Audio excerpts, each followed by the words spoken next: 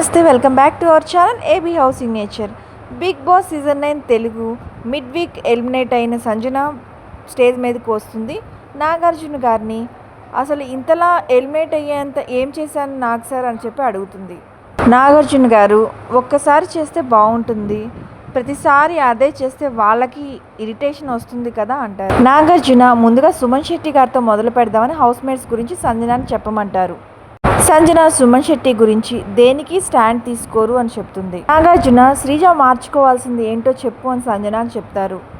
సంజన శ్రీజ గురించి 1000 worst argument నుంచి 300కి down అయ్యింది, ఇప్పుడు కొంచెం బెటర్ అని చెప్తుంది. Bharani Sanjana really miss you అంటే నాగార్జున గారు వెంటనే కౌంటర్ వేస్తారు. తను ఎలిమినేట్ అవ్వడానికి వన్ ఆఫ్ ద పర్సన్ నువ్వు కూడా ఓటు వేసావని చెప్పి వెంటనే కౌంటర్ ఇస్తుంది. నాగార్జున గారు నిజమే చెప్పారు కదా, మాట్లాడిన చోట మాట్లాడకుండా ఇక్కడికి వచ్చి రియల్లీ మిస్ యూ అంటే అది కరెక్టే కాదు. సంజన ప్రతిరోజు అన్న చెల్లి అనాల్సిన అవసరం లేదు, ఎప్పుడైతే అవసరం ఉంటుందో అప్పుడు స్టాండ్ తీసుకోవాలి, అది కరెక్ట్ కదా సార్ అని చెప్పి భరణిని ఉద్దేశించి అంటుంది. తను అంటాం కరెక్టే కదా, ఎందుకంటే భరణి కెప్టెన్సీ టాస్క్లో అతను స్టాండ్ తీసుకోకపోయినా అతను గురించి నాగార్జున దగ్గరికి వచ్చి సంజన స్టాండ్ తీసుకుంది. మన కోసం ఒకరు స్టాండ్ తీసుకున్నారు అంటే వాళ్ళకి అవసరమైనప్పుడు మనం కూడా స్టాండ్ తీసుకోవాలి కదా. నాగార్జున హరీష్ గురించి అడిగితే ఇంకా సంజన స్టార్ట్ చేస్తుంది. ఏం చెప్పాలి సార్, ఏం చెప్పకూడదు, ఏం చెప్తే దేనికి గొడవకు వస్తారో ఏమీ తెలియదు. అతను ఒక ప్రైమ్ మినిస్టర్ అంటున్నా, ఒక ప్రైమ్ మినిస్టర్ని తీసుకెళ్ళి ఆ హౌస్లో వేసినట్టు బిహేవ్ చేస్తారు, ప్రతి దానికి ఇష్యూ చేస్తారు, ప్రతి దానికి ఆర్గ్యూ చేస్తారు, చిన్న విషయాన్ని కూడా దాన్ని ల్యాక్ చేస్తూనే ఉంటారు, ప్రతి వీక్ దాన్ని తీసుకొస్తారు.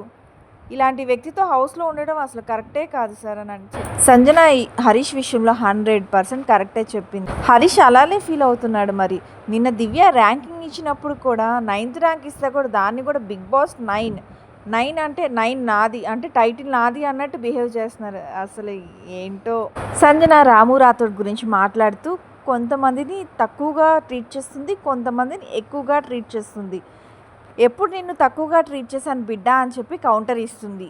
తను అలానే చెప్పాడు, నిన్న రెడ్ సీట్ తనకి వచ్చింది, తన పాయింట్ అదే చెప్పాడు. తనకి నాకు తెలిసి వీడియో చూపించే ఉంటారు, చూపించకుండా తనకి ఎలా తెలుస్తుంది.